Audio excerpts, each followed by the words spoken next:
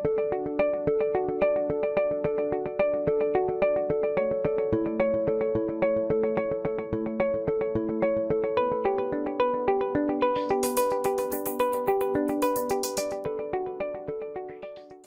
terima kasih Bu Kiki. Selamat pagi anak-anak SMP Pembangunan Jaya. Setelah kita long weekend ya, kita masuk lagi di hari Senin yang lumayan sendu ini ya, udah gerimis. Eh, tapi kita hangatkan suasana dengan hari ini kegiatan pamong bersama. Nah, yang saya hormati Bapak Sugimin dan Ibu Tridini selaku manajemen SMP Pembangunan Jaya dan Bapak Ibu guru serta anak-anakku SMP Pembangunan Jaya yang Bapak sayangi dan Bapak banggakan. Jaya. Oke. Semangat ya. Oke, di tengah kita sudah hadir kakak alumni dari SMP Pembangunan Jaya. Ini angkatan berapa nanti mungkin bisa disampaikan ya. Yaitu Pak Bara mencoba untuk mengenalkan dulu ya. Jadi kita akan membicarakan tentang perdalangan dan film nih kayaknya. Kalau dilihat dari biodata alumni yang satu ini sungguh sangat luar biasa, sangat banyak karya-karya yang dibuat ya, diproduksi, terutama dalam bidang film dan pendalangan. Dalang ini menjadi suatu budaya juga Indonesia ya, dimana ini kalau ngelihat pekerjaan dalang itu ya, bukan dayang ya, dalang. Nah, dalang kalau dalang ini juga dia jadi sutradaranya, dia juga jadi naratornya, dan dia juga yang nentuin kapan selesainya gitu ya. Nah, nanti mungkin bisa banyak diceritakan oleh kakak alumni yang satu ini, bernama Danan Wisnu Pratama, lahir di Jakarta 8 Mei 1999, dengan riwayat pendidikan Universitas Multimedia Nusantara ya, Kak Danan ya? Yap, betul. Iya. Nah, dan prestasi akademik dan non-akademik di sini ada dalang wayang ya, penyaji terbaik Festival Dalang Bocah 2012. Jadi ini mulai dari bocah sudah mendalang ya. Kemudian juara 1 Festival Wayang Indonesia 2014, delegasi dalang Indonesia pada ajang Apex Fire di Phnom Penh di Siem Reap. Kalau saya tidak salah sebut ini ya. Kemudian delegasi dalang Indonesia pada HUT ASEAN 2016, peserta Festival Dalang Muda se-Indonesia 2018, dan film terbaik High Fest 2011 dengan judul Perpus 13, film terbaik High Fest 2012 dengan Asmaus Chronistus Nularus. Wah, ini kayaknya Pak Bara pernah nonton film ini nih. Film terbaik High Fest 2013, Gara-gara Obat. Nah, ini merupakan karya-karya yang dibuat di SMP Pembangunan Jaya kalau nggak saya salah ya. Kemudian nominasi film Festival Solo 2012 dengan film yang sama, Asmaus Chronistus Nularus. Ini nanti bisa diceritakan, judulnya sangat unik ya. Dan Best Movie at Moving Image Production Film Festival 2019 dengan judul Duma.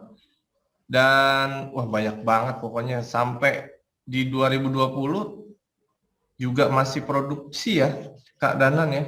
GoPlay Indie, Surat Wasiat, Screening Program, Genflix. Wah, ini banyak banget dengan judul Rumah Kutak Kita. Nanti bisa diceritakan mungkin, terutama di kala pandemi kayak gini kan, industri film juga lagi turun ya. Misalkan kayak bioskop kan belum dibuka gitu ya. Sudah dibuka tapi terbatas, sehingga juga mempengaruhi produksi film, terutama dari segi sponsor dan pendanaan produksi film ya. Nah, halo Kak Danan.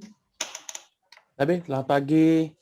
Nah, tanpa berlama-lama lagi ya, Kak Danan. Baik ya, sehat? Sehat, semua sehat. Jadi Semoga hari yang ini, di sana dan teman-teman sehat juga ya. amin. Jadi hari ini Kak Danan mau menyampaikan materi atau kita sambil ngobrol-ngobrol atau nanti ngobrol-ngobrol ya? Menyampaikan materi dulu kali ya? Boleh. Ada yang di slide. Oke. Boleh. Silakan Kak Danan, tanpa banyak panjang lebar. Oke. Saya serahkan ke Kak Danan. Oke. aku izin share ini kok ya, materi ya, untuk Ya. pagi hari ini. Oke.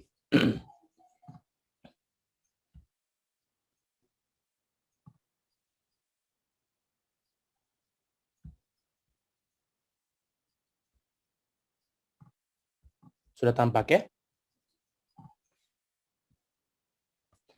Baik, selamat pagi teman-teman. Pagi hari ini aku mau sebenarnya kita ada sharing pamong bersama ya. Jadi kilas balik nih, waktu beberapa tahun lalu. Oh, ya, siapa jadi kilas balik waktu beberapa tahun lalu aku ikutan pamong. Sekarang aku yang memberi materi, memberi kisah. Jadi kilas balik. Oke. Jadi presentasi hari ini sebenarnya adalah berbagi mengenai salah satu bagian aku, yaitu aku di sini mengambil judul, menyadur judul. Judul itu adalah yang menghidupkan dan sekaligus mematikan, yang artinya notabene-nya adalah sebagai pencipta ya, sebagai pencipta dalang dan seninya. Kenapa dan seninya? Karena basicnya ya teman-teman, aku ini mendalang, tapi dari mendalang itu nanti aku menjurusnya itu hingga sampai ke filmmaker gitu, sebagai sutradara dan produser sebenarnya. Makanya kenapa aku ambil judul seninya, karena konteksnya cukup besar. Aku lanjut ya teman-teman, mungkin aku akan cerita dulu sedikit background dari aku sendiri, teman-teman. Maaf. Oke, nama aku Danan Wisnu, lahirnya di Jakarta teman-teman. Aku asli Jakarta, 99, 8 Mei. Background keluarga, tidak ada yang sama sekali menggeluti atau menekuni bidang mendalang ya, khususnya mendalang. Jadi ketika aku nih, mungkin aku cerita sedikit dulu kali ya. Aku mulai menyukai bidang dalang atau wayang, khususnya wayang kulit, teman-teman, itu mulai umur 2 tahun, teman-teman. Jadi bisa dibilang masih cukup kecil dalam menyukai hal-hal yang bukan mungkin ya, memang dianggap sebagai hal yang tanda petik ya, kuno, tapi ya memang kenyataannya memang demikian. Jadi dari umur 2 tahun aku sudah mulai menyukai bentuk karakteristik wayang, dan mulai umur 5 tahun teman-teman aku sudah mulai serius menekuni mendalang, konteksnya mendalang, dan sudah mulai sekolah secara non akademis sebenarnya teman-teman. Begitu. Dari mendalang aku belajar banyak, sebenarnya dari mendalang belajar banyak hal teman-teman. Belajar menjadi secara tidak langsung menjadi sutradara, dalam mengorganisir cerita, mengorganisir teman-teman penabuh. Penabuh itu ini ya teman-teman ya, pengiring musik ya, yang ada di belakang itu menggunakan gamelan. Demikian habis itu juga bekerja sama dalam membentuk sebuah konsep seni pertunjukan, sehingga nantinya konsep itu, seni itu bisa diterima oleh penonton gitu. Nah, setelah habis itu mulai di SMP nih, SMP Pembangunan Jaya, aku ikut salah satu ekskul yang diberikan, yaitu sinematografi ya, Pembangunan Jaya itu. Sudah mulai masuk dari situ, masuk jadi suka film teman-teman. Jadi awal mulanya suka memproduksi ya, itu ketika aku SMP Pembangunan Jaya. Waktu itu saya selalu ini nih, kalau istilahnya duet ya. Selalu duet itu ada alumni juga namanya Dito Tunjung. Dengan beliau, Dito Tunjung, selalu memproduksi film waktu itu di SMP PJ. Nah, dari situ akhirnya sekarang aku mengambil terus ya jalur pendidikannya. Sebenarnya sudah selesai, sekarang sudah selesai S1-nya. Sekarang sedang menyelesaikan semua recruitment, apa sih, menyelesaikan semua kebutuhan kampus S1 seni di Universitas Multimedia Nusantara Perfilman. Dan moto yang aku ambil untuk seni ya, apapun seni pertunjukannya mendalang, filmmaker, pembuat film, teater. Saya juga aku juga sekarang main teater, teman-teman, bersama kawan-kawan teater, ada namanya teater katak dan teater koma. Lalu juga pengkaji seni, teman-teman. Yang aku ambil, yang aku sadur dalam semua karyaku ini adalah seni yang memanusiakan manusia. Jadi bagaimana kita harus bisa memberikan apa ya istilahnya, mengapresiasi kita sebagai manusia yang memang dilahirkan dalam keadaan merdeka sebenarnya. Jadi itu yang aku lakukan, dan terakhir ini tahun 2020 karya terakhirku adalah kajian seni terhadap 2 film dokumenter yang berbicara mengenai isu kemanusiaan terhadap penyintas anamorphic. Kurang lebih demikian. Nah, mungkin aku coba share video ya. Ini hanya 3 menitan ketika aku mendalang. Waktu itu, kalau nggak salah, ini Festival Dalang Muda tahun... Waduh, aku lupa tahun berapa ini. Bentar. Oh, 2000, maaf. 2018. Maaf. Aku lupa. Oke, kita... Nah, ini aku juga nih. Di sini di SMP aku izin ambil dari WK ya, WK. Ini pas banget lagi fotonya, ini aku lagi mumet ceritanya. Ini pas momennya ketika mendalang di MPH SMP Pembangunan Jaya. Waktu itu ada acara, aku lupa apa, entrepreneurship apa culture ya, aku lupa. Pokoknya apa di MPH. Acara family gathering. Sorry, family. Oh iya, terima kasih. Family gathering ya. Iya. Iya. Wah, jadi kilas balik lagi nih. Ini aku mendalang teman-teman di SMP PJ. Ya, jadi ini aku waktu kelas 7 berkesempatan untuk bermain sedikit fragmen ya. Kalau aku bilangnya sih fragmen. Fragmen itu adalah potongan bagian dari beberapa adegan wayang.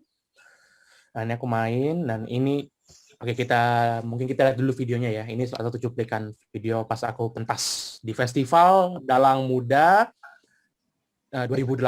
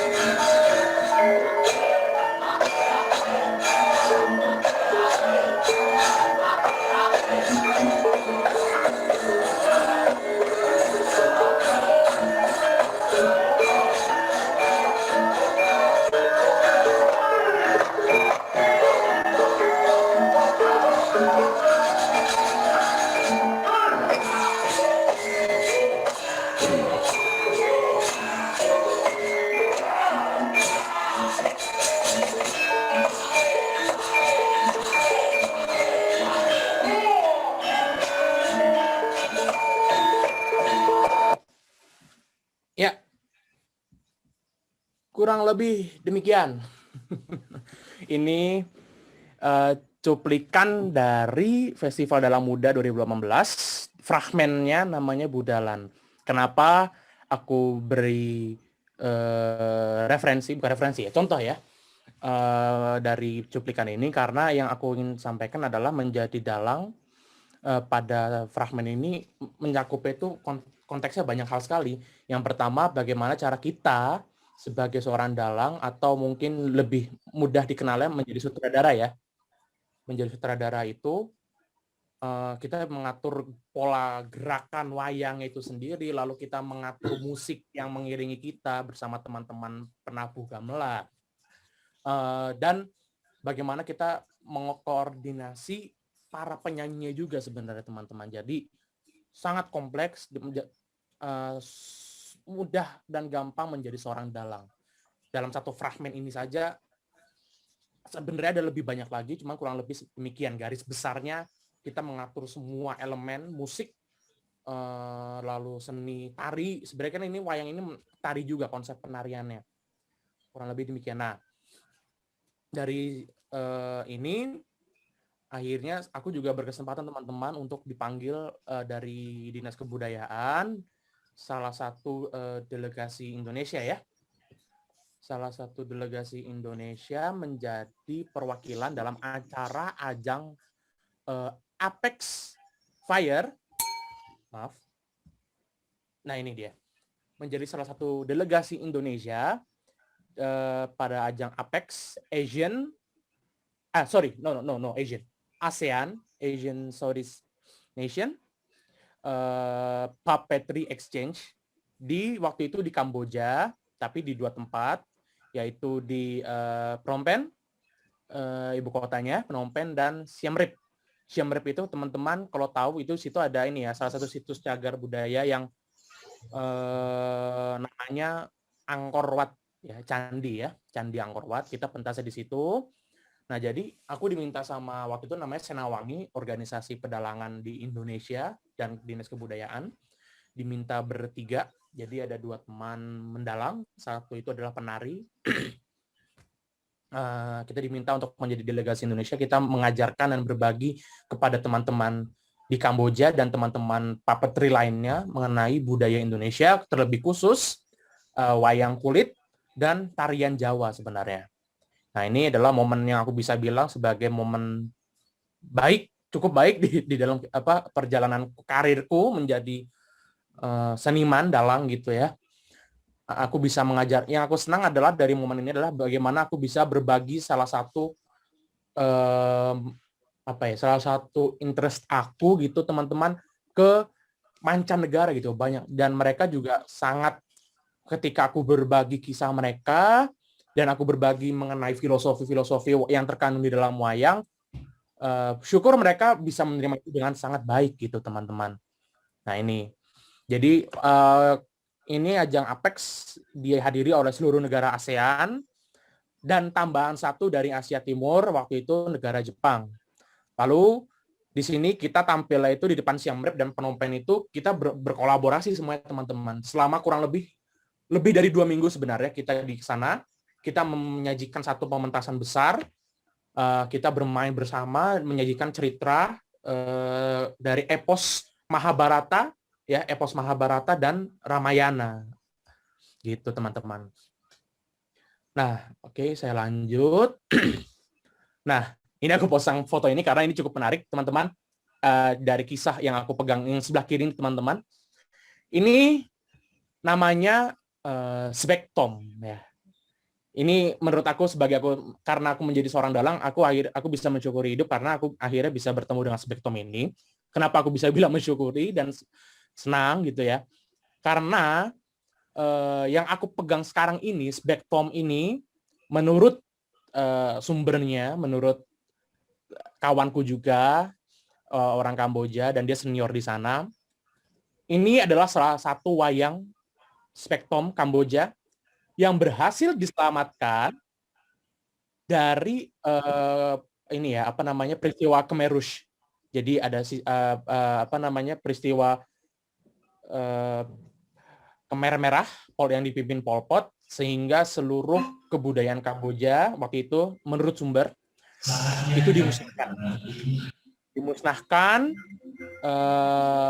termasuk wayang ini, teman-teman. Jadi ini adalah salah satu wayang yang berhasil diselamatkan, dan kalau orang Kamboja aslinya, mereka ketika menyajikan dengan wayang ini, mereka seperti masih menjadi part of ritual ya. Jadi ini masih salah satu aset yang cukup berharga dan disakralkan dalam tanda petik.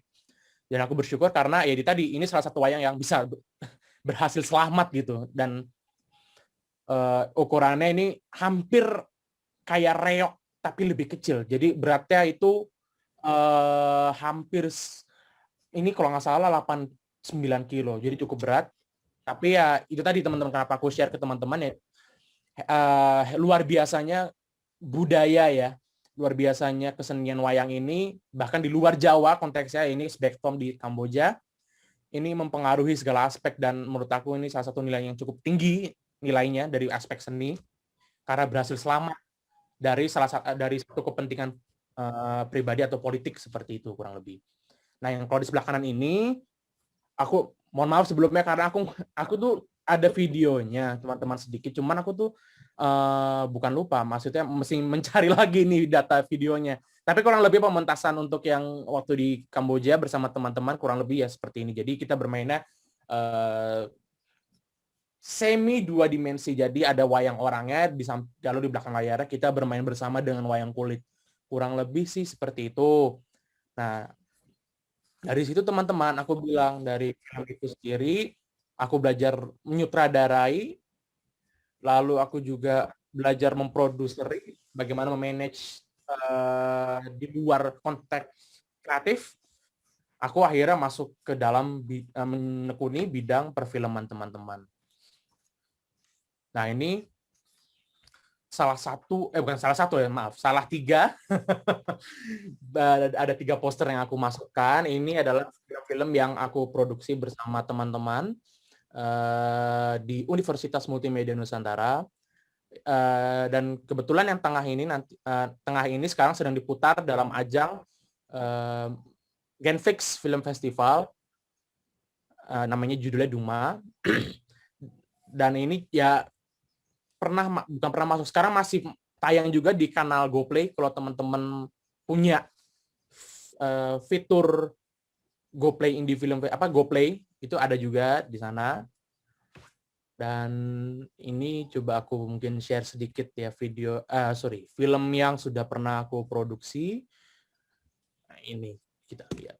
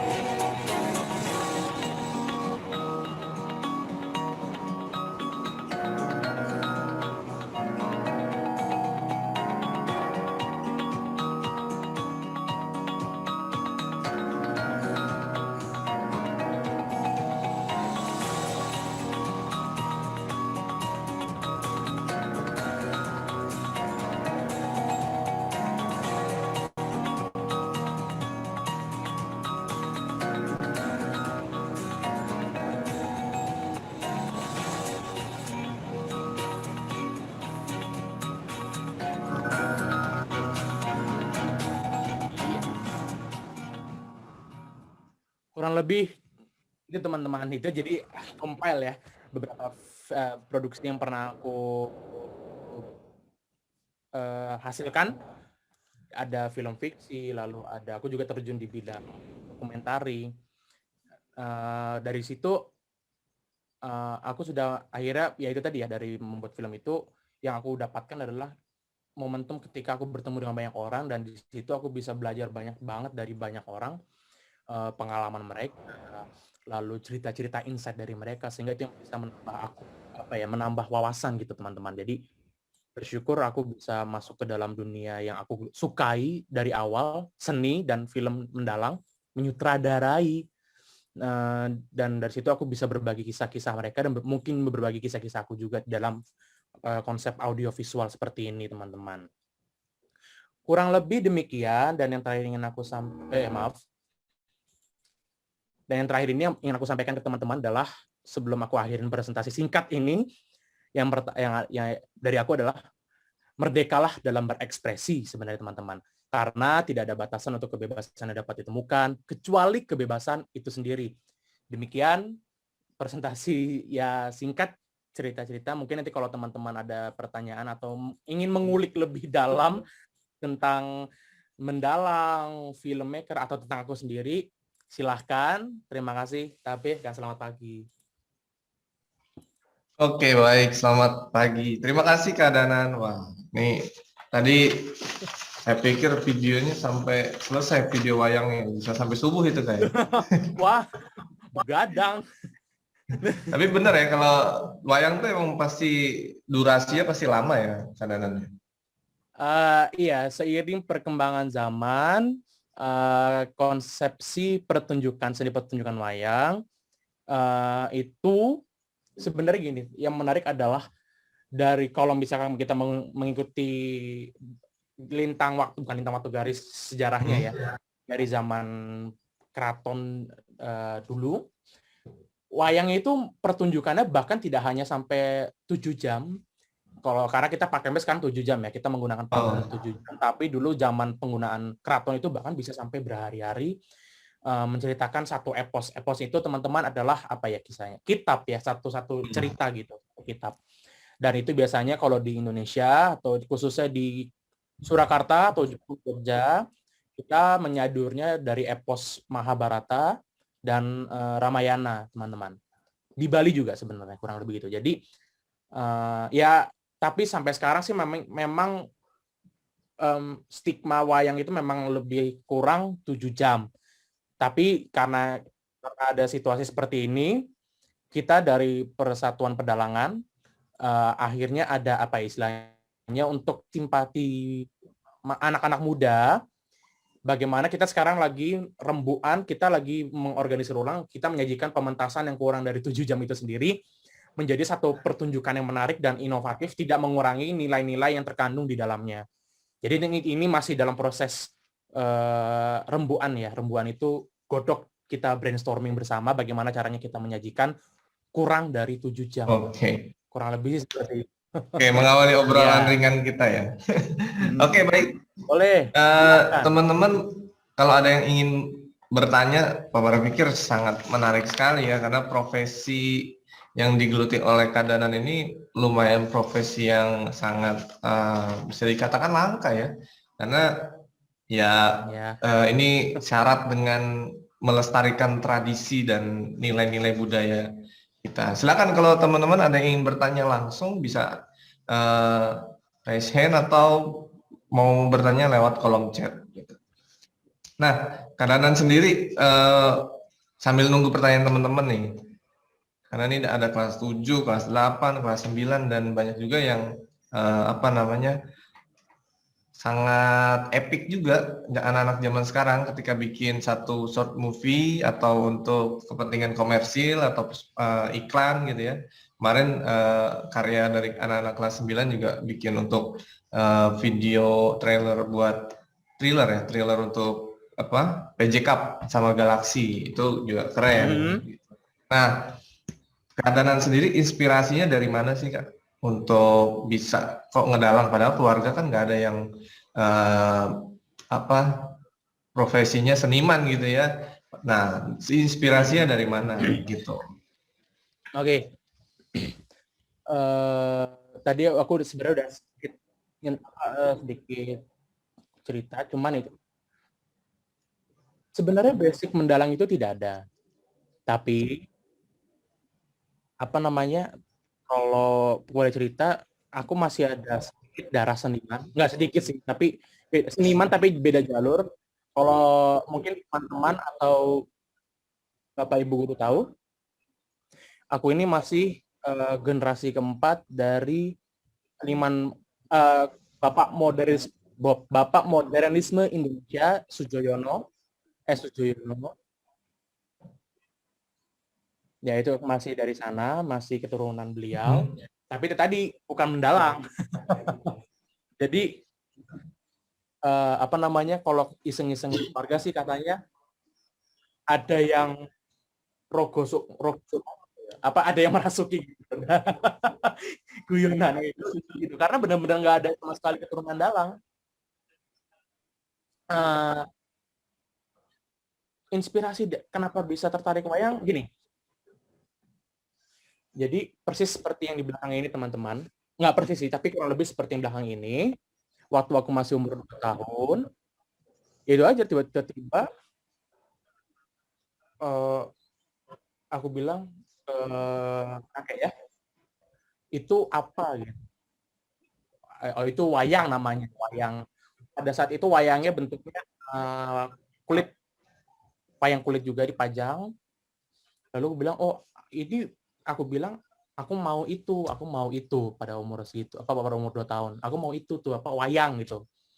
Dari situ ya dikasih wayang itu, lalu aku mainin sampai benar-benar aku mainin gitu. Lalu keluarga ngelihat bahwa ada satu potensi yang cukup aneh di kalangan keluarga.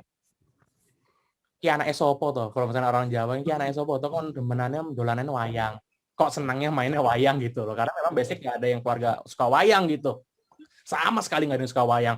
Paling mentok suka itu kalau teman-teman tahu atau Bapak Ibu guru tahu, paling komik wayang yang zamannya Pak Kosasi, yang mentok-mentok cerita-cerita demikian lah, bukan menggeluti tapi di bidang wayang itu sendiri. Dari situ ya itu tadi apa namanya, aku senang. Bahkan dulu masih ada TPI aku waktu TK itu aku begadang nonton itu begadang di TPI, cuman aku sendirian di kamar tidur, kan ada televisi, semuanya tidur, aku yang nyalain TV. Gitu. Jadi ya inspirasinya ya modal suka ya, inspirasi nggak ada sih, suka sekali, karena pertama bentuknya itu yang menarik ya, karena seperti lukisan, karena bentuknya itu 2 dimensi, karena wayang kulit kan 2 dimensi, lukisan tapi dapat sekaligus digerakkan, dimainkan gitu. Jadi menarik, sangat menarik sekali. Habis itu umur 5 tahun akhirnya aku disekolahin non akademis ya, disekolahin mendalang di beberapa tempat di Jakarta, kebetulan cukup banyak. Lalu dari situ ya sampai sekarang ya aku karena menurut aku selama aku masih bisa hidup dan selama aku masih bisa berkontribusi untuk di bidang seni, di situ aku masih belajar sih. Kurang lebih sih demikian untuk inspirasinya. Jadi memang dari kecil sudah rogo sukmo tadi ya.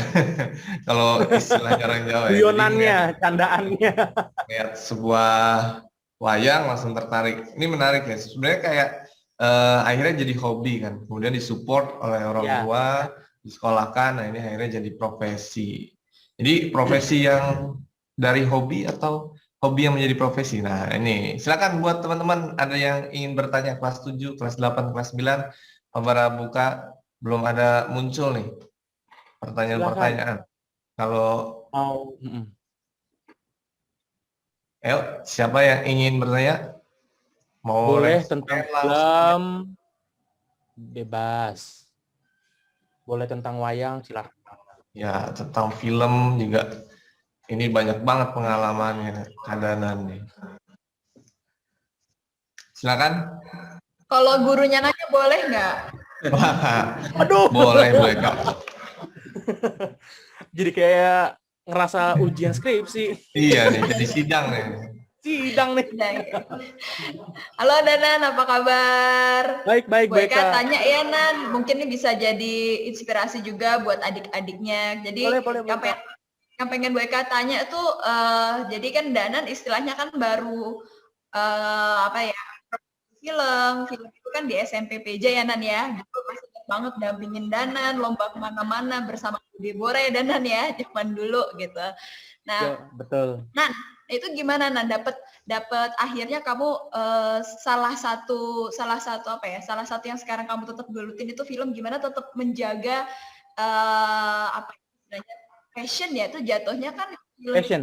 kamu ya. Nah, itu bisa dapat akhirnya oh ya udah deh apa namanya? Saya menekuni film aja. Nah, itu gimana dapat feel-nya itu kemudian akhirnya oh ternyata ini passion gua gitu. Ya. Oke. Selain dalang ya, selain dalang. Iya. Tadi konteksnya ini ya, filmmaker karena aku juga sekarang studinya di film seni, tapi condongnya ke seni. Gimana cara menjaganya ya? Gimana cara menjaga konsisten? Karena pertama aku suka sekali dengan film ya. Maksudnya basic dari bagaimana kita meneruskan apa yang kita senangi ya. Kalau menurut aku itu jujur dengan diri sendiri sih. Maksudnya ketika aku menyukai salah satu hal, menyukai satu bidang tertentu dan kita yakin kita bisa meneruskannya, aku sih ngerasa langsung bisa. Karena gini, karena aku mungkin sambil sedikit cerita kali ya teman-teman dan Bu Eka ya. Pada saat aku mau menekuni bidang film seni, tadinya itu benar-benar ditentang dalam artian lebih diarahkan ya. Mungkin kamu nanti bisa condongnya bukan ke film atau seni deh, mungkin ke arah lain. Konteksnya seperti apa namanya waktu itu kalau dari ayah saya bilangnya insinyur, doktor, kurang lebih sih seperti itu. Jadi ditentang tapi dalam konteks diarahkan gitu. Cuman gimana caranya aku akhirnya bisa mempertahankan ya dengan cara aku buktiin bahwasannya dengan dunia seni ini dan film ini dari track record aku itu sendiri tadi. Dari track record itu aku menang dan bisa masuk ke beberapa festival, lalu aku diundang ke Solo waktu itu satu momen yang baik juga di film, diundang ke Solo sama Bu Deborah. Waktu itu ada Bu Deborah juga. Di Solo waktu itu teman-teman aku 2 kali. Jadi ada festival film Solo sama satu lagi itu festival film aku lupa Nusantara, tapi itu aku sama salah satu dosen seniman isi Solo juga namanya Mas Heno Julius. Nah, dari situ teman-teman, dari track record itu aku bisa di SMP juga syukur ya, 3 tahun berturut-turut itu di High Fest ya waktu itu ya, tempat 3 tahun berturut-turut best film dar. Jadi kalau kita SMP PJ ke High Fest, wah ini PJ nih, sini PJ. Wah, jadi ada apa ya? Kebanggaan sendirilah dengan itu. Tapi akhirnya Dari situ diboikot Danan. Jadi kita nggak tiap kali itu terus akhirnya kita nggak sengaja nggak dimenang-menangin lagi karena 3 kali berturut-turut itu loh Nan. wah. Saking kerennya Ya. kita waktu itu ya. Oh gitu. Wah, kalau itu ya gimana ya? yang punya acara mereka sih. Jadi mereka punya hak sih, cuman lucu aja. Ya saking kerennya lah. Oke, kita ambil konteks saking kerennya, saking ditakutinya gitu kan film PJ takutnya bukan jadi High Fest, jadi PJ Fest. Iya, betul. Benar. Jadi gitu teman-teman, track record teman-teman, bagaimana menjaga konsisten. Kalau bisa memang apa yang kamu tekuni, apapun bidangnya teman-teman, yakinilah orang yang memang menurut kamu, bukan menurut kamu, seperti orang tua lah misalnya gitu. Yakini dengan apa yang kamu inginkan melalui track record. Jangan pernah ragu apa yang ingin kamu geluti, percayalah nanti semuanya akan berjalan sudah teratur gitu teman-teman. Kalau kalian memang tekun dan rajin, semuanya pasti akan berjalan. Dan yang paling penting kalau menurut aku ya, karena konteksnya aku sekarang menyebut diriku sebagai seorang seniman, orang yang terjun dalam dunia seni, yang paling penting menurut aku adalah jujur dan merdeka gitu. Dalam arti merdeka adalah kita memberikan kebenaran, kejujuran dalam setiap apapun yang kita kerjakan teman-teman. Kurang lebih sih demikian. Jadi inspirasinya ya itu tadi ya. Kok inspirasi? Bagaimana cara mempertahankannya adalah salah satunya kalau dari sudut pandang aku dan apa yang aku alami adalah kita memberikan track record dan menyatakan apa yang kita inginkan dan apa yang kita tuju nanti ke depannya nanti. Oke, Gitu. luar biasa sekali. Aduh, Gitu. pengen tepuk tangan dulu dong untuk Kak Danan. Nah, jadi memang konsistensi itu sangat diutamakan ya, untuk baru akan terbentuk passion. Saya juga Iya. punya teori yang hampir sama. Oke, dan ini ada pertanyaan Kak Danan dari teman-teman Silakan. sudah muncul di chatnya dari Zaza kelas 9. Ini tampilannya berubah. Kak, kalau pas lagi main pernah salah ngomong nggak? Wah, ini teknis sih. Silakan, Kak Danan. Saya mau bacakan beberapa dulu ya. Ini dari Zaza bertanya, pas lagi main wayang atau lagi dalang wayang, pernah salah kata pas ngomong nggak gitu. Terus mungkin aku jawab Pak Bara mungkin kalau boleh satu-satu ya supaya aku juga boleh. bisa Siap.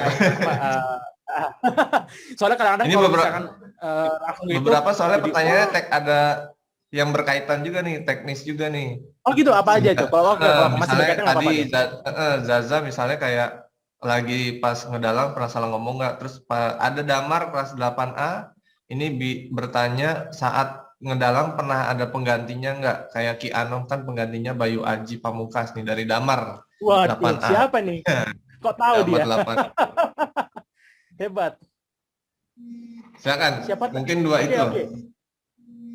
Masalah teknis ya, mendalang pernah salah ngomong nggak ya gitu ya. Oke, mungkin yang salah ngomong dulu ya. Nah, ini yang menarik lagi teman-teman. Di dalam konteksnya seni pertunjukan ya, wayang, kita bukan dituntut, ini salah satu materi ajar dalam dunia seni pertunjukan, wayang, teater, ludruk, ketoprak, seni-seni pertunjukan yang menggunakan dialog atau toto wacono ya dalam bahasa Jawanya, toto wacono. Kita semua pasti ada naskahnya. Dari sama seperti yang lainnya, sama seperti film juga ada naskah dan kita dituntut untuk mempelajari naskah itu, membedah naskah berdasarkan kategori-kategori karakter yang sudah tersedia. Nah, dari situ tapi yang menarik adalah dari mendalang itu dan dari naskah itu sendiri kita diberi secara tidak langsung kita diberi kebebasan untuk memberikan ekspresi ke dalam karakter-karakter yang telah dibentuk gitu teman-teman. Jadi kalaupun salah ngomong itu tuh dijadikan apa ya? Sebenarnya dijadikan kayak kita harus membuat motivasi panggung, motivasi cerita supaya tidak terlihat kalau itu salah ngomong gitu teman-teman. Jadi itu indahnya seni naskah itu seperti itu. Jadi kita dituntut untuk ketika kita salah ngomong gitu. Misalkan ada raja bertemu dengan para punggawa itu apa ya, kayak abdi dalam atau prajurit begitu, salah ngomong ya tiba-tiba supaya cair suasana, aku pernah kejadian itu juga, pernah salah ngomong pada dialog rajanya, aku bikin suasana punggawanya ketawa semua sebenarnya ini menarik lagi teman-teman. Ini kalau menurut adat kita mengikuti pakemnya keraton atau mengikuti pakem sumbernya, ketika ada prosesi persidangan raja bersama dengan adipati prajurit, itu kalau menurut pakem zaman dulu, itu tidak boleh ada namanya guyonan atau candaan, karena memang kondisinya kalau pada zaman dulu kan sistem tata pemerintahan, kurang lebih seperti itu. Cuman, ini aku sadur dari almarhum Ki Seno Nugroho, waktu itu aku juga pernah diskusi bersama beliau, yang menarik adalah, itu kan zaman dulu, katanya sih gitu.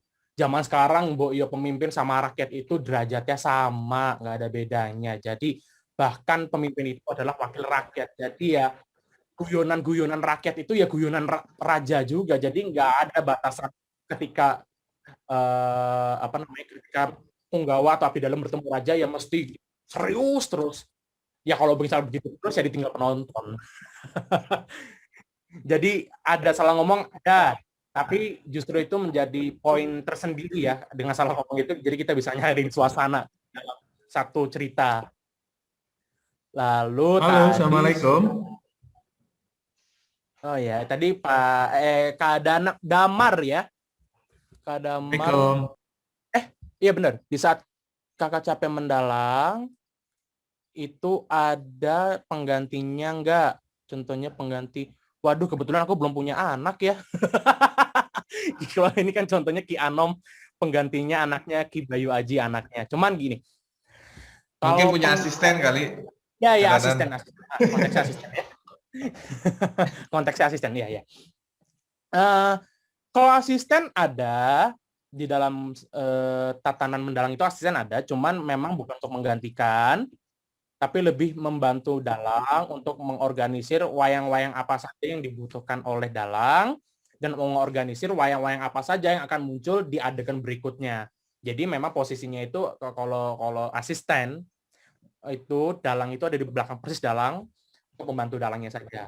Tapi tidak menutup kemungkinan kalau konteksnya zaman sekarang ya, karena perkembangan zaman yang sangat cepat, jadinya kita menyajikan wayang ini supaya tidak begitu-gitu saja tuh gimana gitu kan, pertanyaan question marks-nya sekarang kan seperti itu. Bagaimana kita bisa menyajikan seni pertunjukan tradisional ini bisa terima.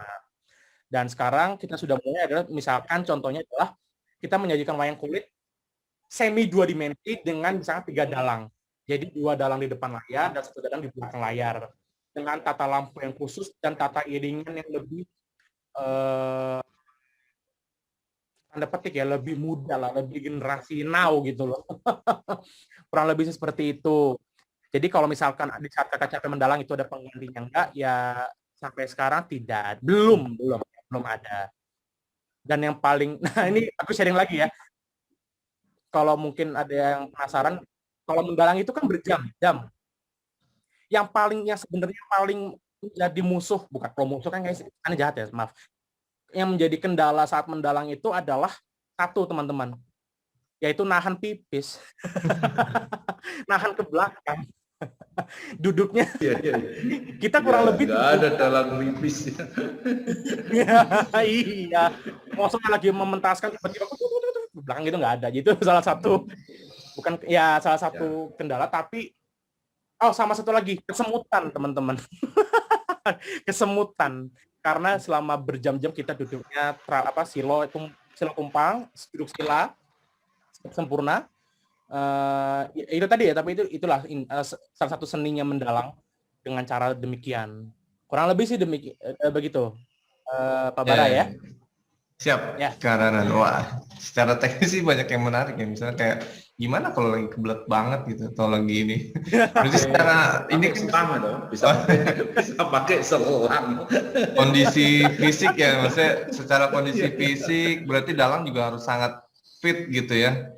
Harus sangat fit, betul. Iya, harus sangat fit ketika dia mau pentas. Oke, ini ada pertanyaan lagi nih yang berkaitan dengan konsep. Nah, ini dari Manda, kelas 9. Kak, saya mau tanya, dalam pembuatan film, kakak pernah berpikir nggak tentang konsep-konsepnya? Seperti saat membuat film tentang wayang kulit, kakak memikirkan bahwa story yang kakak ingin sampaikan. Nah, ini ada berarti kayak misalnya ada satu pesan yang ingin disampaikan tuh udah terpikir sebelum pentas gitu ya. Mungkin kadang dari film ataupun mau dari yang wayang. Ya. Dari Manda. Amanda ya, dari kelas nggak tahu nih Amanda kelas berapa ya.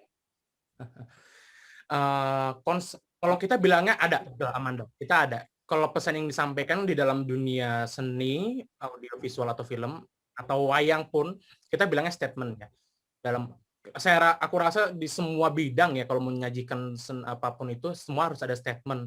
Nggak terlebih khusus di dalam seni juga, tapi kita bilangnya statement. Jadi apa yang ingin kita sampaikan sebelum kita mulai dalam penggodokan atau pembuatan cerita, kita mesti tahu dulu teman-teman nih, kita mau buat apa gitu loh, dan untuk apa gitu teman-teman. Kayak misalkan aku ambil contoh dari film aku ya, yang sekarang sedang diputar di film festival Genflix. Duma, tadi ada poster sekilas, ada Duma, judulnya Duma. Aku bersama sutradaraku namanya Jocelyn, perempuan. Kita membuat film itu, sinopsis singkatnya adalah Yani, seorang perawat panti jompo, itu sedang menutupi kabar kematian namanya anaknya Nenek Duma, salah satu penghuninya panti jomponya, karena akibat aktivitas Orde Baru 1997 terhadap penculikan aktivis. Jadi Yani ini menutupi kabar kematian dari Nenek Duma ini yang bahwasannya ya Nenek Duma ini hanya tinggal bersama anaknya, sedangkan anaknya ternyata sudah dari kabarnya sudah menjadi salah satu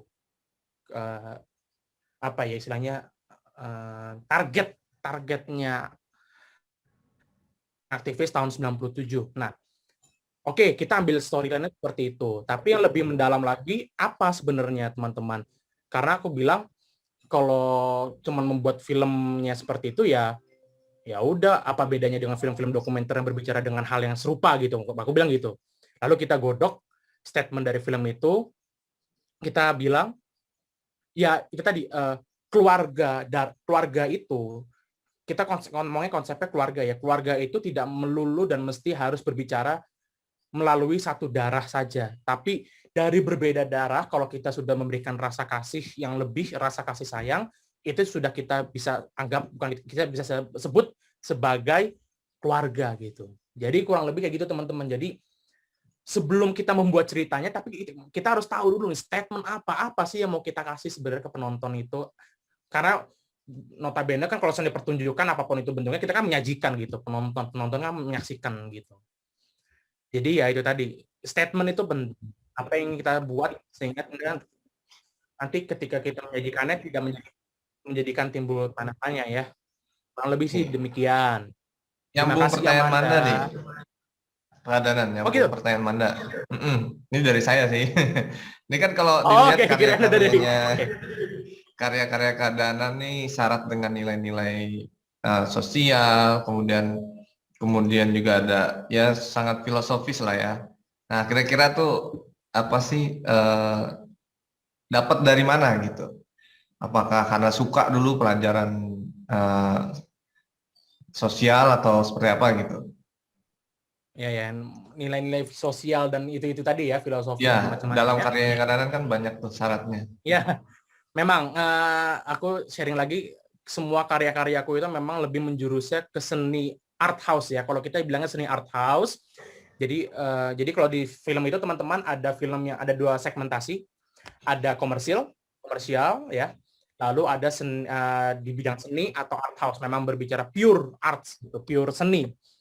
Aku memang menggelutinya di bidang seni, walaupun tidak menutup kemungkinan di bidang arts. Nah, gimana caranya untuk mencari ide-ide filosofi atau sosial? Yang pertama memang tidak aku membahas sekarang. Aku tuh suka sekali dengan sejarah gitu ya. Semua ilmu-ilmu sejarah aku ambil, ilmu geologi, ilmu geografi, sosial, sejarah, filosofi itu aku sekarang memang pelajari gitu. Lalu bagaimana cara mengaplikasikannya itu tadi dengan treatment ya. Itu nanti ada lagi segmentasinya di treatment.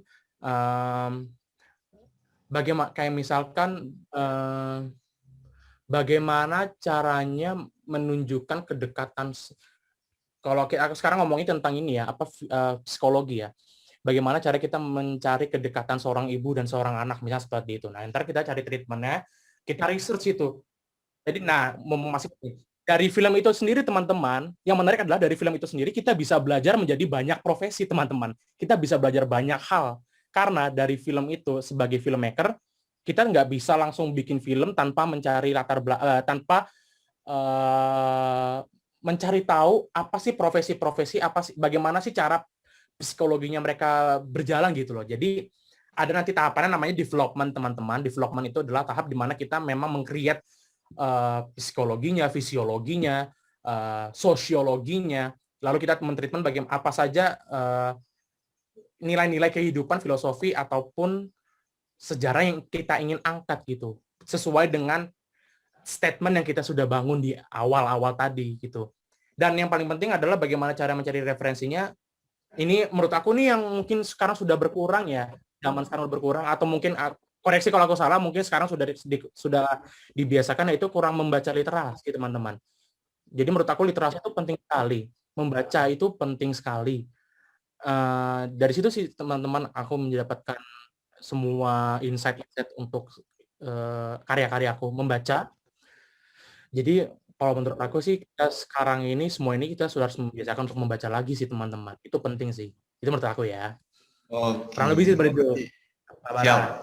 Berarti insight-nya dari literasi, dari banyak baca, terus juga background suka pelajarin, akhirnya menentukan genre filmnya itu ya. Oke.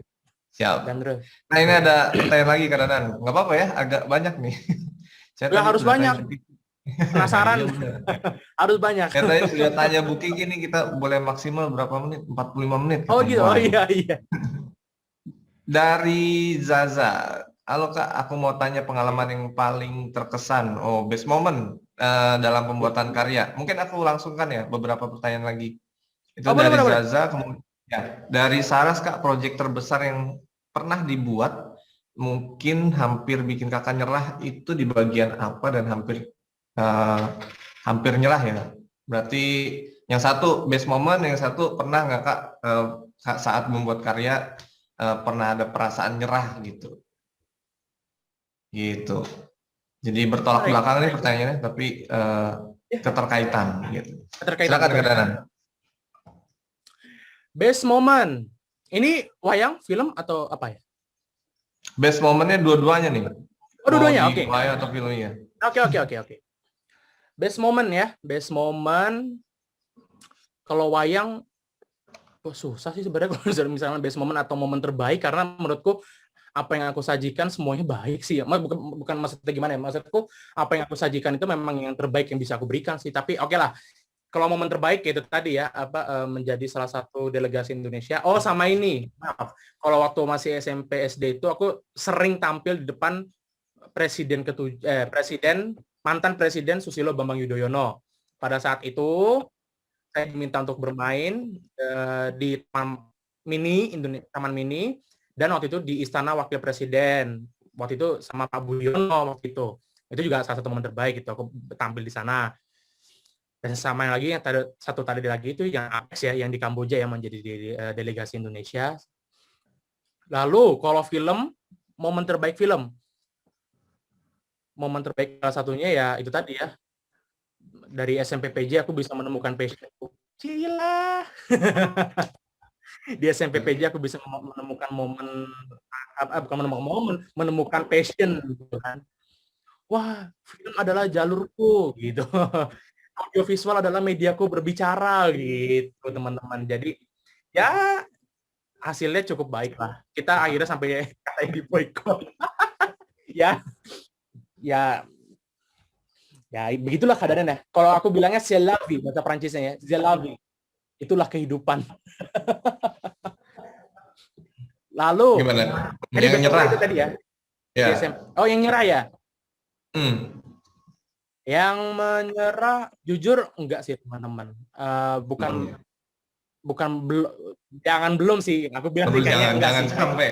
Jangan. Karena kayak lagu. Iya. Jangan gitu. Karena menurut aku, teman-teman, membuat karya seni apapun itu kita ada proses, teman-teman. Kita kalau ngomongin seni yang menghasilkan karya seni itu kita ngomonginnya proses, teman-teman. Jadi saya rasa kalau ada kegagalan pun itu aku nggak nyebutnya kegagalan ya, tapi ada satu basic hole atau plot hole yang memang pada saat kita proses penggodokan atau proses pembuatan seni itu kurang matang. Jadi itu, teman-teman, kurang matang. Jadi menurut aku sih belum pernah merasa ada yang sampai membuat aku nyerah ya dalam membuat karya ataupun membuat film atau mendalang gitu. Nggak ada lah, jangan. Karena itu tadi, teman-teman, aku selalu motivasi untuk hidup di dalam seni aku adalah seni yang memanusiakan manusia sebenarnya, teman-teman. Jadi sebaik mungkin aku ingin berbicara kebenaran, berbicara apa yang ada di hadapan kita, dan ya aku harap apa yang aku sampaikan bisa tersampaikan lah dengan baik lah gitu. Kurang lebih sih seperti itu, teman-teman. Oke, berarti kalau menguras emosi mah pasti ya, setiap profesi pasti ada karena itu perlu sebagai manusia menggunakan emosi kita, tapi untuk disalurkan ke hal-hal yang positif. Nah, salah satunya adalah Dadan ini melahirkan banyak karya. Terbukti 2020 masih membuat karya, ya. Berarti belum menyerah gitu ya, tidak menyerah. Ya, Jangan tidak. menyerah. Oke, mungkin ini sesi terakhir nih keadaan ada dari 8A Vio. Nah, ini Vio juga bertanya perihal Kak, tipsnya gimana sih supaya ketika tampil tuh nggak grogi atau nervous. Kemudian dari Valien mungkin kalau Damar nih nanya lagi sebenarnya yang tadi nanya soal asisten pengganti dalang, tapi karena dia memang sangat tertarik dengan dunia wayang. Oh gitu. Damar nanti mungkin Damar bisa langsung kontak Mendarang nih sama sama Kak Danan nih. Jadi Danan dan Damar nih. Mungkin Damar mau ngelamar jadi asisten gitu. Waduh. Boleh. Oke, Ya. jadi tadi pertanyaan dari Vio, gimana caranya supaya tidak nervous. Kemudian dari Valien, Kak mau tanya bagaimana caranya untuk membuat anak muda tertarik dan berminat khususnya dalam dunia tradisional wayang ini, karena di zaman modern ini banyak yang sudah melupakan seni ini katanya. Wis, wise sekali pertanyaannya. Silakan, Kak Danan. Wise. Ya, wise sekali pertanyaannya. Oke, tadi dari sebelumnya yang pertama itu adalah sorry. Nervous. Gimana cara Nervous ya? nervous? Grogi ya? Gimana tips supaya nggak nervous grogi pada saat tampil? Jam terbang ya teman-teman ya. Jadi apapun yang ya dilakukan, lakukan ya. Gimana tapi ya, ngomongnya lebih enaknya kalau kita dari aku sendiri ya, gimana supaya nggak nervous? Ya kalau aku sih selalu bicara nervous itu kan adalah kondisi ketika kita tampil dan secara nggak langsung, kalau menurut aku ya, kita berhadapan dengan penonton atau audience yang kita hadapi. Jadi supaya kalau aku gimana supaya nggak nervous ya udah kan, kalau bahasa gaulnya kan gue nggak ngeliat penonton, bukan ngeliatnya wayang, jadi gue nggak nervous gitu. Jadi ya salah satu yang aku bayangkan ya udah tampil gitu. Apa yang sudah sama latihan teman-teman. Rehearse ya, rehearse atau latihan itu juga penting untuk melatih kesiapan kita dalam menyajikan apapun itu, baik di film ataupun di mendalang. Rehearse, latihan, dan gladi resih, gladi kotor dan sebagainya itu sangat penting teman-teman, supaya kita dilatih. Itu kan istilah semi pertunjukan ya, kita sudah tampil, paling kurangnya adalah ya nggak ada penonton atau belum ada audiensnya gitu teman-teman. Jadi ya dari latihan itu kita sebenarnya sudah tampil. Jadi ya kalau dari aku sih lanjut hajar terus. Hajar apa yang sudah kamu latih, berikan yang terbaik. Saya yakin dari hasil yang terbaik itu sajian yang ditampilkan dari yang terbaik itu akan diterima oleh audiens atau penonton dengan baik juga. Saya yakin itu. Karena pengalaman aku juga demikian. Dan yang dari yang terakhir caranya ya anak muda tertarik. Iya. Oke. Caranya supaya anak muda tertarik atau berminat untuk terjun di dunia seni khususnya wayang. Oke. Ini juga ini pertanyaannya sudah setara kalau kita diskusi dengan jajaran pedalangan se-Indonesia nih, Valien nih, wise sekali nih, ya benar. Oke, ini juga sebenarnya juga pernah menjadi rembukan bersama-sama di satu tanda tanya, mencari solusi bagaimana caranya supaya menarik anak muda untuk terjun dunia seni. Yang perlu digarisbawahi gini teman-teman, kalau kata menyukai itu kan sifatnya sangat pribadi ya, maksudnya pribadi itu adalah ya itu harus dari diri kita masing-masing gitu. Tapi yang menjadi solusi atau opsi dari kita adalah bagaimana cara kita menyajikannya, sebenarnya itu sih. Jadi hasil sampai sekarang ya diskusi yang masih dikembangkan adalah kita justru bertanya lagi bagaimana caranya kita menyajikan seni tersebut supaya bisa diterima gitu. Bukan malah berarti kita memaksakan mereka untuk menyukai apa yang seni tradisional berikan gitu. Tapi bagaimana cara kita menyajikannya. Itu tadi teman-teman. Kalau dari sudut pandang aku ya, bagaimana cara untuk menyajikannya adalah kita harus menyajikan perkembangan wayang itu bukan hanya menyajikan cerita pakem dari jauhnya saja, tapi kita kalau dari sudut pandang filmmaker ya, mungkin saja kita bisa mengambil filosofi ataupun cuplikan-cuplikan dari cari cerita-cerita wayang itu tersebut ke dalam realita seni realita yang sekarang kita sedang hadapi gitu. Misalkan, ini ngomongnya agak sedikit, sebenarnya nggak berat, cuma sedikit berat lah. Kita ngomonginnya seni lah. Misalkan membuat film dengan tadi ya, misalkan dengan bagaimana wayang, aku membuat film misalkan mengenai seorang pejabat gitu ya. Pejabat yang ramah di luar, tapi memiliki kepentingan di dalamnya gitu. Nah, dari situ sebenarnya ini sudah aku pernah rancang gitu, bagaimana caranya kita bisa menarik intisari-intisari dari pedalangan, kayak misalkan pejabat itu sendiri aku sebut sebagai sang kuli sebenarnya. Jadi omongannya halus sekali, omongannya halus, dipercaya oleh banyak orang, tapi dia memiliki niat yang tanda petik tidak baik lah. Dia memakan uang rakyat, memiliki ideologi tertentu sehingga merugikan banyak orang. Jadi itu tadi teman-teman. Lalu misalkan ada kayak, kalau teman-teman tahu kayak karakternya Susi Susanti, pembulu tangkis ya. Itu aku pernah berdiskusi dan pernah berpikir bahwasannya menarik kalau kita menciptakan karakter tapi kita sadar dari karakter namanya Sri Kandi gitu misalkan.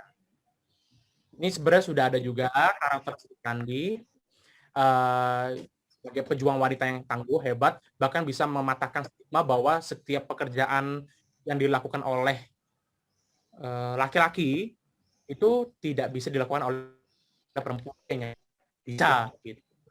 Jadi itu tadi ya, kita tinggal pintar-pintar memainkan atau menyodorkan intisari seninya itu sendiri.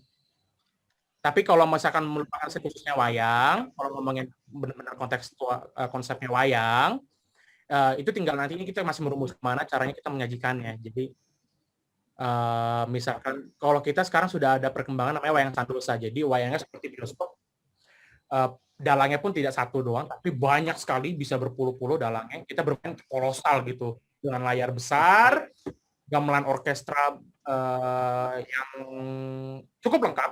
Lalu kita bermainnya seperti bioskop, jadi 1-2 jaman, lebih seperti itu yang sudah pernah kita laksanakan. Lebih sih demikian. Oke. Berarti memang ada tetap ya inovasi dari para persatuan dalang ya, terutama dalam segi bagaimana mengangkat cerita-cerita yang bukan hanya dari kitab ya. Oke. Ya, dari kitab.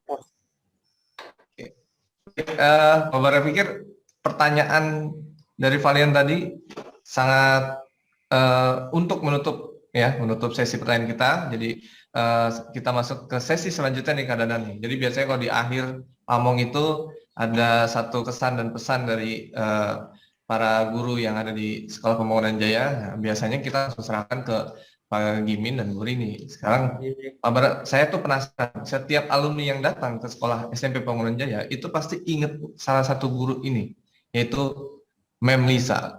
Nah, Pak Bara, saya ini dulu ya, ke Mem Lisa dulu. Jadi kalau my God. hal kan Mem Lisa ini ya, sangat baik gitu kan. Gimana Mem Lisa melihat Danan dulu dengan sekarang seperti apa, Mem? Humble, tetap humble. Masih humble dari seperti dulu, walaupun udah jadi.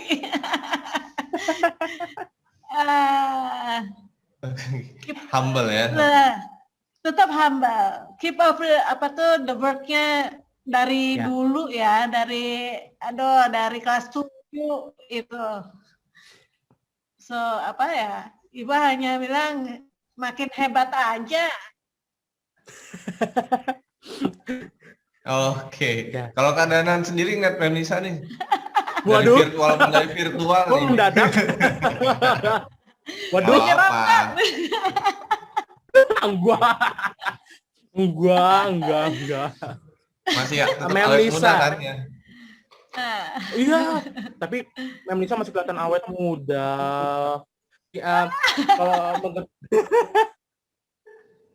Kalau menurut aku Mem Lisa di pandangan aku.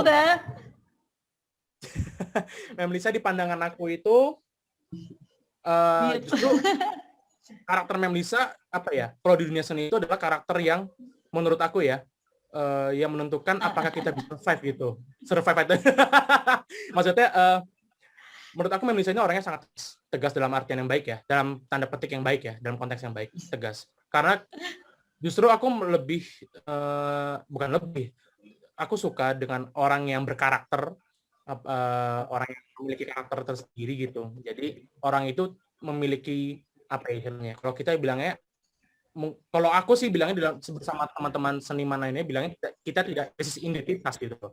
Jadi kita memiliki identitas tersendiri, kita memiliki kalau misalkan bayanginnya, Memlisa tuh yang ini nih, misalkan yang, aduh, nyebutnya tadi nggak enak. Jangan bayangin Durgo loh. Danan, jangan bayangin Durgo, Danan. Anda Pak, maksud Durgo? Ya Dewi Parwati lah. Ya. Tetap. Oke. Habis itu, Jadi kan- jadi berkarakter gitu, berkarakter kuat gitu. Gitu. Karena Sabara juga Kalau marah. thumbnail itu jadi itu. zaman sekarang kan gitu ya kadang-kadang ya. Iya, ya. Anak-anak tuh kalau sekarang kan menilai hanya sekarang gitu, tapi someday di kedepan hari, oh iya dulu ini nih, guru ini nih yang bikin gue jadi ini nih gitu kan. Jadi struggle kayak tadi kan gitu. Nah, ya. Oke, terima kasih Kak Danan, Memlisa, terima kasih. Nah, mungkin sudah waktunya mohon untuk Bu Rini atau langsung Pak Gimin nih yang mau menyampaikan kesan dan pesan untuk Danan di Pamong kali ini. Saya Baik, persilakan Pak Pak Gimin. Bara. Saya sebentar ya. Oke, terima kasih Dana sudah sharing dan kami senang, Bapak Ibu guru pasti senang mendengarkan kalian salah satunya menemukan passion di SMP Pembangunan Jaya. Ya, saya ingat betul pada saat Danan kelas 7 sering diskusi dengan papa mama di ruang tamu itu. Ya, jadi bagaimana nih dalang dan sebagainya. Ya. Tapi alhamdulillah kali Danan bisa menemukan passion akhirnya dikolaborasikan dengan seni budaya tradisional dengan seni budaya modern, yaitu perfilman dan wayang. Itu adalah sangat luar biasa dan saya kira filosofi wayang mungkin perlu diangkat di film. Jadi supaya memang tadi bahwa karakter Sengkuni itu tidak ada lagi ya. Nanti tipikal seperti Turko tidak ada lagi. Jadi artinya memang betul-betul bahwa filosofi pewayangan itu masuk karena memang syarat dengan pembelajaran moral ya, dan ini yang sangat dibutuhkan di dunia sekarang ya. Saya kira itu yang mungkin perlu. Ini terima kasih lagi Dana, dan sudah artinya sudah pernah tampil di sekolah itu sudah 2 kali ya Danan ya, menjadi dalang di sekolah ya waktu di SMP ya. Dan satu di di ya gathering cukup besar juga waktu itu, dan Danan mungkin sekali waktu perlu datang ke sekolah. Di sekolah sekarang sudah ada gamelan dan jadi ada gamelan Jawa dan ada eskulnya, ada eskul ada eskul gamelan itu gurunya Pak Dar itu ya. Nah, jadi Pak Dar. Tapi belum bisa untuk campur sari. Jadi Gubuk Kasmoro belum bisa dinyanyikan.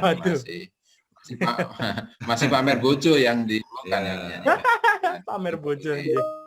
Jadi perlu di ini, dan kita juga masih menunggu pamer bojonya Danan kapan ya.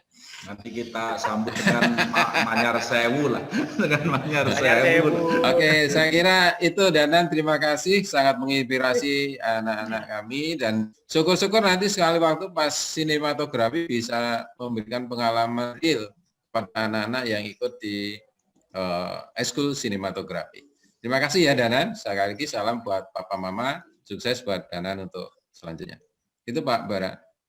Terima kasih Pak Gimin dan terima kasih Kak Danan. Mungkin ada terakhir yang ingin disampaikan Kak Danan, quotes mungkin untuk teman-teman di SMP Pembangunan Jaya kelas 7, 8, dan 9. Silakan Kak Danan. Ya. Untuk teman-teman semua, yang ini aku selalu sampaikan sih, maksudnya ketika aku diminta untuk memberikan pengalaman di luar event-event ataupun konteks seni lagi ya, aku sini di konteks seni, yang selalu aku sampaikan adalah merdekalah. Ini kata penting, merdeka dalam berekspresi dan jangan pernah takut untuk mengungkapkan atau berbicara mengenai kebenaran, jujur dan kebenaran. Gitu teman-teman. Jadi dari merdeka itu kita selalu bisa mengungkap kebenaran, tapi ya merdeka dalam tanda petik harus bertanggung jawab, demikian. Kurang lebih sih demikian. Jadi merdeka. Merdeka. Jadi harus Merdeka gitu ya. Merdeka gitu, merdeka. Oke. Siapa begini ya? Betul Begini. betul begini ya. Salam Merdeka. Pancasila. Oke, terima kasih Kenan, luar biasa. Jadi merdekalah dalam berkarya, dan tapi merdeka itu artinya bertanggung jawab gitu. Itu yang luar biasa ya. Jadi Betul. jangan menganggap merdeka itu bebas gitu. Bebas tapi harus bertanggung jawab. Oke. Dan Pak Bara pikir sesi pamong kita kali ini akan kita tutup. Terima kasih pada teman-teman yang sudah bertanya, dan terima kasih Kak Danan yang sudah menyempatkan waktunya untuk mengisi sesuatu hal yang sangat menginspirasi anak-anak SMP Pemuda Jaya. Terima kasih Kak Danan, dan saya kembalikan ke Ibu Kinanti.